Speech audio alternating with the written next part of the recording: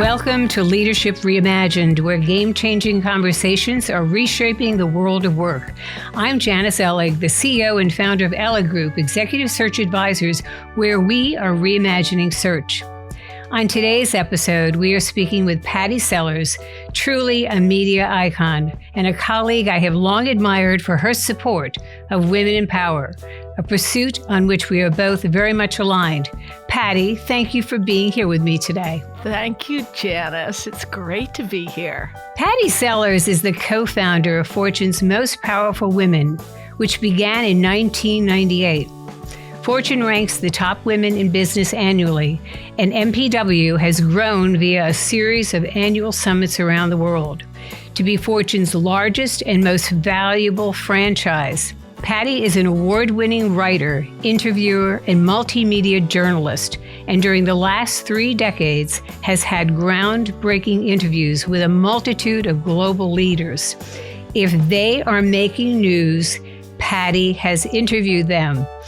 For her unmatched talent in interviewing and writing about CEOs and other leaders, the Washington Post described Pattie's profile as the Rolodex that redefined power.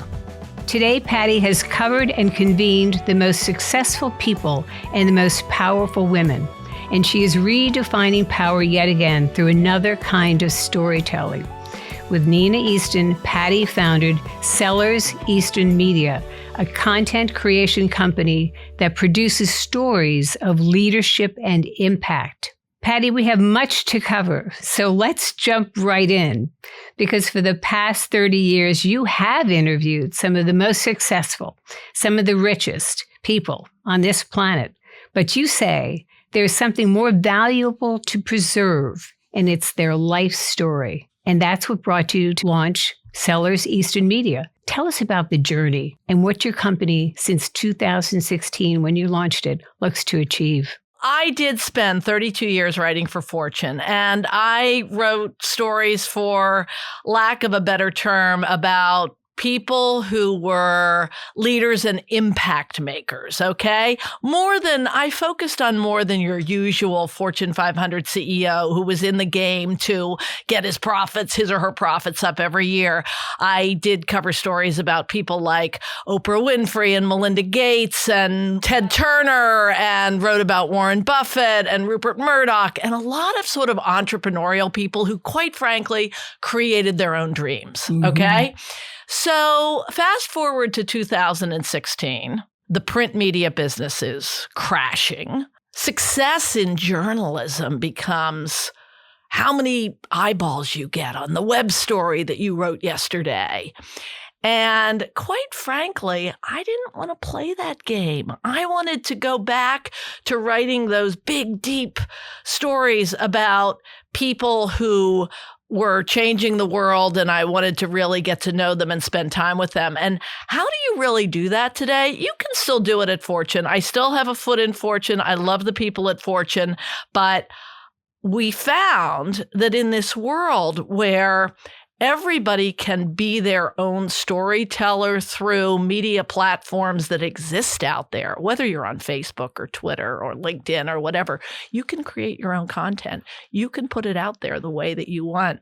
So basically, there was nobody offering high-end, journalistic, credible storytelling for people who might not want to be on the cover of Fortune and might just want to tell their story for a specific audience, maybe for their family, maybe for their grandchildren, maybe for their employees. So that's what we do. So you've been studying power of men, power of women, the differences of how women and men operate differently in corporations or entrepreneurial.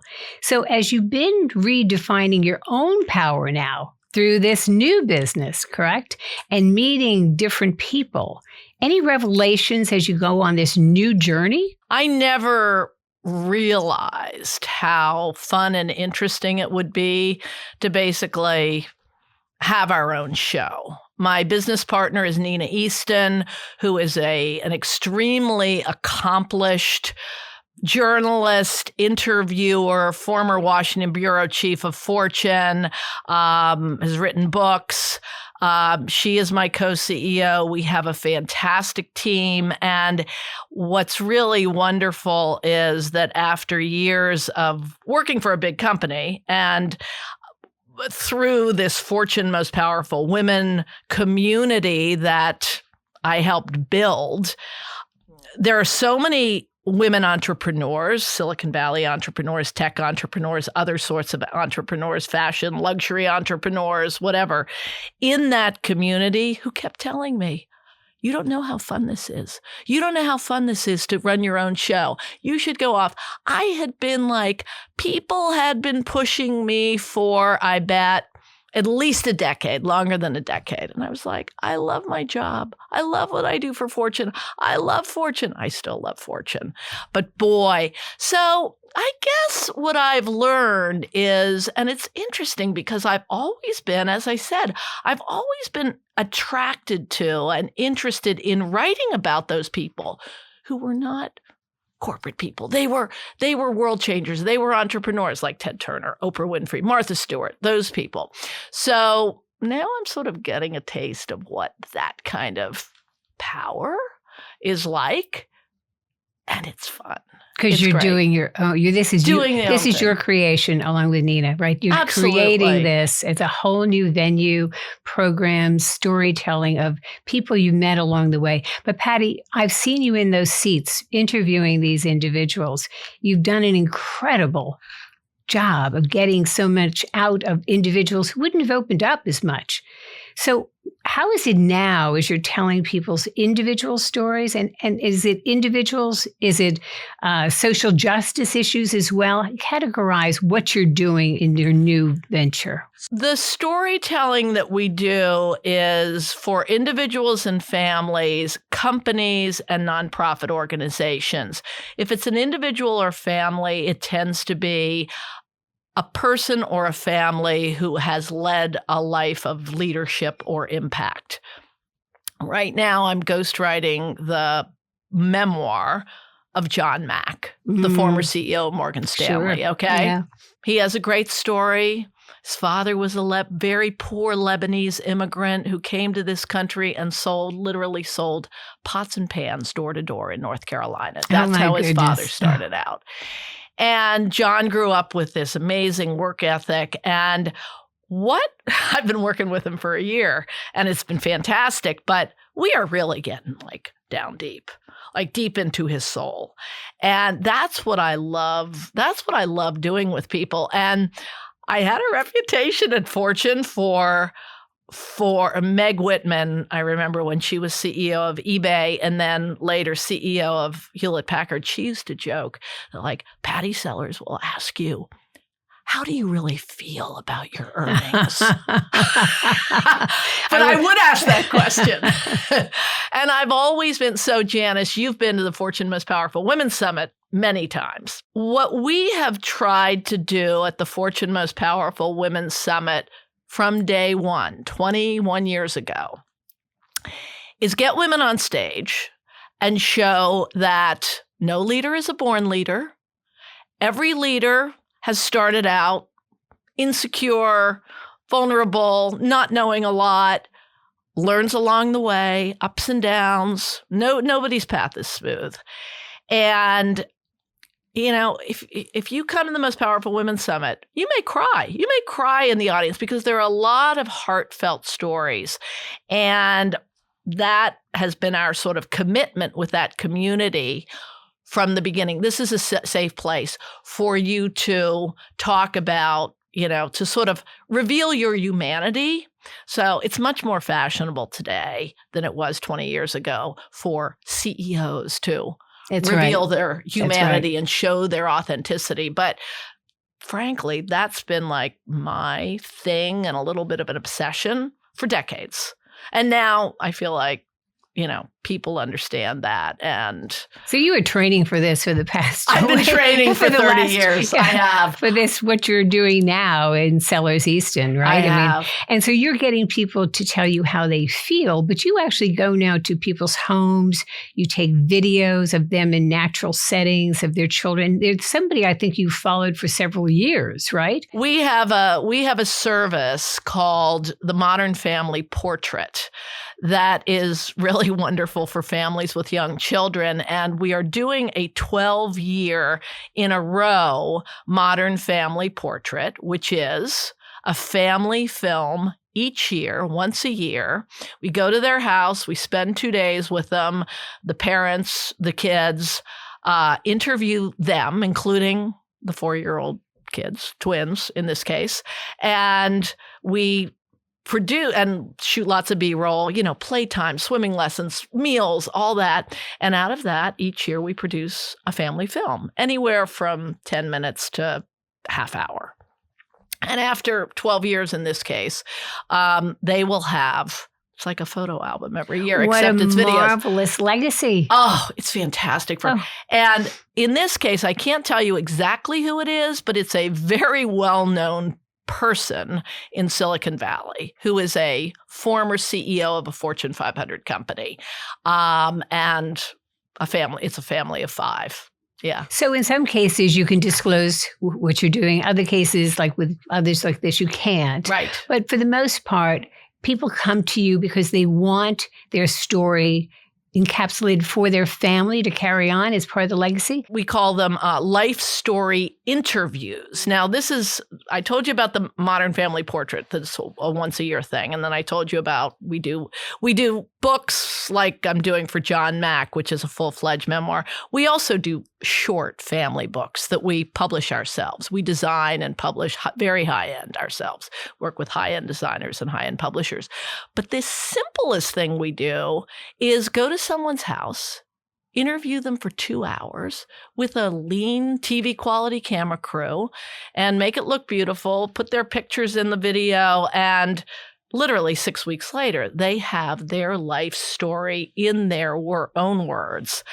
And I've done that for I did that for John Mack actually 2 years ago, which kind of led to us working together on the book. But I did that for quite a number of sort of retired CEOs. And I've done it for quite a number of parents of women in the most powerful women community. Oh, interesting. Yeah. What about for not-for-profits? If they're trying to tell their story, do you work with them as well? We do. We've done work for quite a few not-for-profits often to produce videos for them, to, tell their story on their website, or we're doing a huge project for the LBJ school at the University of Texas right now, which is a nonprofit. I mean, it happens to be in the education space, where it's their 50th anniversary this year. And LBJ in 1970, after he left the presidency, his last big act was to create this school, to create a next generation of thinkers and doers who would go out into the world and really change things. And believe me, in the areas that LBJ impacted, such as civil rights, voting rights, healthcare, space exploration, we've actually created for them a series of events where we're exploring the status of those areas today and how we can inspire the next generation from 2020 on to go out and make positive change in those areas. So live events, videos, and writing would be our 3 areas. So I want to remind our audience that we are listening to Pattie Sellers, who is talking about redefining power, telling stories of impact. She is co-CEO of Sellers Easton Media. And the topics we cover like today's are all current, and a new topic with a new game changer is released on the 3rd Thursday every month. It's a great way to stay current, and we're doing that today with Pattie Sellers, which is very exciting. I may want to do this for my own family. Oh, Janice, let's Let's talk. So let's return, though, to what you were talking about before, and a little bit about the Most Powerful Women Conference and Summit, because there's so many aspects to that, and that's where you started. And I've seen you in action there. You're unflappable. Absolutely. Always ready for the unexpected reply. Probing, but always respectful. And yes, you ask people, how do you really feel? You get it out of them. You are fearless. You are fearless. And you wrote the first business story with Oprah Winfrey that she ever agreed to do in 2002, right? And also the first ever solo profile that Melinda Gates agreed to do in 2008. And over the years, you've gotten exclusive interviews with Marissa Mayer, Warren Buffett, Howard Schultz, just to name a few. And the question to me is always, how many people have you interviewed in your Oh, boy, life? I have no idea. Thousands. But these have been impactful. So what are some of the takeaways from all these interviews you've done with these most powerful people, and that you never get thrown by them? What are the takeaways that you have? First of all, these are regular people. These are not, and these people appreciate you all the more if you treat them in a way that is not different from the way you treat anybody else. And that is like rule number one in my life. It's something that John Mack and I were just talking about last week. He can't stand, the former Morgan Stanley CEO, he can't stand elitism. He cannot stand people who treat the important person differently from the regular person. Mm-hmm. And I've always felt so strongly about that. And I have made it a point to not treat Warren Buffett, who I've come to know very well, any different from. And I just think, so first of all, they're regular people. Second of all, I have learned that these super, super successful people, whether they rise to be CEO of IBM or General Motors or Coca-Cola, or they go out and change the world like Oprah did by creating their own empire, their own thing, they generally have not planned their career. They've looked at life very openly. They've thought more. I started talking about this like 25 years ago. Sheryl Sandberg talks about it also. But think about your life, your career as a jungle gym rather than a ladder. It's more important than ever because the world is changing faster than ever. Everything's more predictable than ever. The next rung of the ladder may not be a safe rung. You need to think about your career as a jungle gym so that you have to keep your peripheral vision. You can't see me, listeners, but I'm moving my eyes to the right and the left right now. Keep your peripheral vision. Take opportunities over here or over there, if they at least consider them. A great opportunity may be a rung down. It may enable you to broaden your experience base. So many of the people who I've interviewed over the years, whether for Fortune or for Sellers Easton, have not planned their careers because you don't know what tomorrow's going to bring. And you just need to stay open.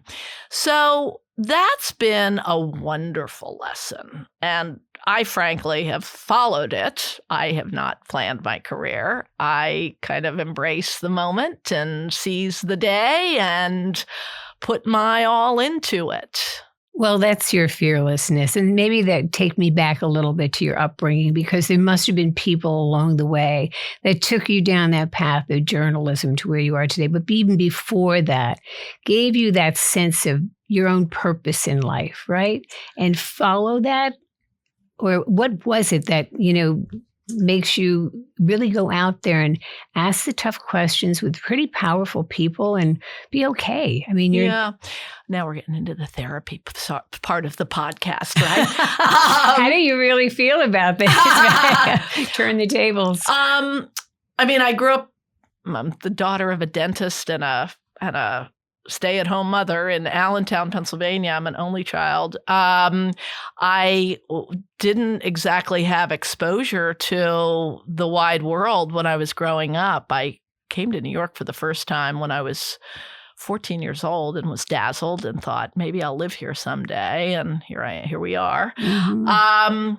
But I asked a ton of questions growing up. I was incredibly curious, and I just loved learning. I just loved learning. And I just loved learning about people's lives.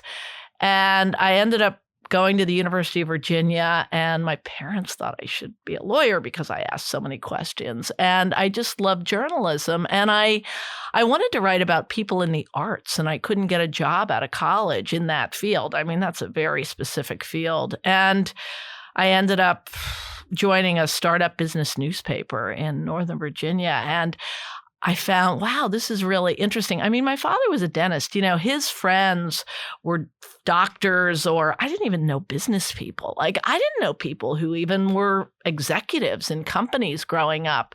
So this was completely new to me. But what I liked about covering business was that these people could, I certainly didn't use this terminology at the time, but these people could make an impact. They could make a difference. They could really change things. And they were smart. They were smart. I really liked, wow, this is interesting. These are smart people. Some bad people, some good people, but smart people. So I joined Fortune in 1984, and my first big assignment was assembling all the information and doing major interviews for the Fortune Most Admired Companies list, which still exists. Most admired companies, it was in America at that time. Now they do a world list, global list. But I remember for that, I was like 25 years old. I was interviewing Jack Welch. Oh, You was the CEO of General Motors, General Electric at the time, and the CEO of Coca-Cola, and the CEO of Merck, which was like the top drug company. And you're in your 20s at this time. I'm in my 20s. And I was like, and that too made me realize, like, these people. I remember I went over to the top of the NBC building, which was called the RCA building, I think, at the time at Rockefeller Center, and interviewed Jack Welch. And we were using VCRs then. I'm really dating myself. This was 1985. I remember. And I remember he wanted to show me, they owned NBC, GE owned NBC. He wanted to show me something on the TV, and he didn't know how to put the VCR in the VCR machine. And I was like, wow, these CEOs, these masters of the universe are really regular people. I'm showing him how to operate. No, he had to call somebody. Oh. I think he knew how to put it in, but he didn't know how to make the picture appear on the screen. So you're thrown into it very early on. You're comfortable with it, you know. So all these interviews, a 3-part question for you. Have you ever regretted not asking a follow-up question? The one interview that I did where I am the fool, and I mean, pretty much everybody who interviewed her was the fool, I guess. I mean, I interviewed Elizabeth Holmes on stage at a Most Powerful Women Summit. She's not in jail yet, so I think she hasn't been convicted yet. But the duplicitous CEO of Theranos, the blood testing company. We've seen the movie. Yes. Oh, yeah. Yeah. I didn't believe it. I couldn't believe it. I was like, this woman doesn't seem real in so many ways. So you felt that? Oh, I felt that. Yeah, I completely felt that. Mm-hmm. And in fact, it was actually Fortune Most Powerful Women Next Gen Summit in San Francisco, and it closed that summit. And I remember the staff, the team, went to dinner afterwards, and we were talking about it. And I said, there's something like, it's just not right. There's not, but I didn't know. I mean, I think a lot of people felt that way. So what do you ask? It's not like I was doing a story about her. I was doing an interview, but I don't know. The one thing, when I started as a journalist, I was very sort of gullible, and I still am gullible. Like, people can tell me, like, you don't know it because you haven't caught me, but if you would catch me, you would know it. I'm gullible. And I always, as I grew up as a journalist, I had to almost guard against that, like work harder, research harder, study harder, because I didn't want to be taken. And I was never really taken. So, I mean, I never did a story that was like, it was But you were completely wrong. trusting in a way. Or I overly. tend to trust people very readily, which Mhm. I think is part of the reason why I've been able to get interviews that other people haven't. I do trust people, and I like most people. I like more people. I like more people than a lot of my journalist colleagues. Mm. And journalists tend to be really cynical, and I'm not really cynical. And that actually has helped me, but I've had to guard against it. I think this is a great new business for you and venture. So congratulations on that. And you said a life worth living is a life of impact. And so you've made an impact on many women's lives in the Fortune Most Powerful Women, the young women's lives in the mentee program that you have around the Thank globe. you for mentioning I want you to talk about that for a moment. And now memorializing the lives of powerful people. So what is the impact now in your new venture that you want to have further on the planet and your power? How do you want to exercise it even more? We pick our clients carefully. I say that with a grain of salt because if there's anyone listening who would like to like to talk to us about our services, email me at Pattie, Pattie at sellerseaston.com. By all means, thank you. But we do pick our clients carefully, and we want to be doing work for people who are good people who have made an impact on the world and want to continue. And by sharing your story, whether it's with your family or with a broader audience, simply telling your story and sharing your values and your advice for how to make the world better is a wonderful thing to do that will help make the world better. This LBJ school at University of Texas project that I told you about is a fantastic project because we're creating 3 events that are all about inspiring the next generation of youth to solve the world's problems. So I feel that through our service to our clients, we can have an impact. I feel really, really good about what we're doing. And through some of our work for other nonprofits that we've worked for and our corporate clients. I mean, we have Accenture and SAP and Visa and Johnson & Johnson and a lot of good Fortune 500 companies as clients. And these are companies that do a lot of good. And we're helping them figure out how to tell their story even better and literally telling their story via the media we produce, whether it's a video or a book or an article that we write or whatever. So the storytelling you've done over the years, I mean, I've seen women just grow in their positions because they've been at the Most Powerful Women Conference. Women, network there. You've got the mentees, the younger generation that's the mentors of these most powerful women are helping these young women. You've had such an impact on women. Thank you. And no, it's really, Janice, I admire what you've done because, I'm aligned with that. If women aren't in those top seats making those decisions, whether it be Congress or corporate America or as entrepreneurs, we're never going to have good decision making at any table in this world, right? So we need to have that. And you've done such a marvelous thing for this planet. So, and for women. So, Pattie, thank you. Thank you, Janice. And what are your parting words to the audience about, how we know how we can get in touch with you, but what else do you want to see happen, say, with women going forward? What else you want to do or with families in this new business? Well, you mentioned this mentoring program. In 2006, we, through the Fortune Most Powerful Women Summit, started a mentoring program that employs members of our most powerful women community, the women leaders in the United States, to mentor for a month women who come over from developing countries. And I like to say, this leads to my parting words, I like to say that real power is personal power. Real power is what you do outside of your job description. And for these women in the Most Powerful Women community, and these women entrepreneurs who have businesses in Africa or Brazil or wherever, and come over and leave their families and leave their jobs for a month and come over to the United States to learn from American women leaders and go back, and their job once they go back is to pay it forward. That's real power. That is real power. And these women who mentor are doing something beyond their platform. All they're paid to do really is grow that division of IBM or whatever, but they're doing something more. That's real power. And many of those women I've spoken to, and they say they get so much out of it. It's a privilege to be able to give back to these mentees. And you started all that. So Pattie, we started all that. There's a team. I'm seeing my friend Sue Calloway in Los Angeles this week.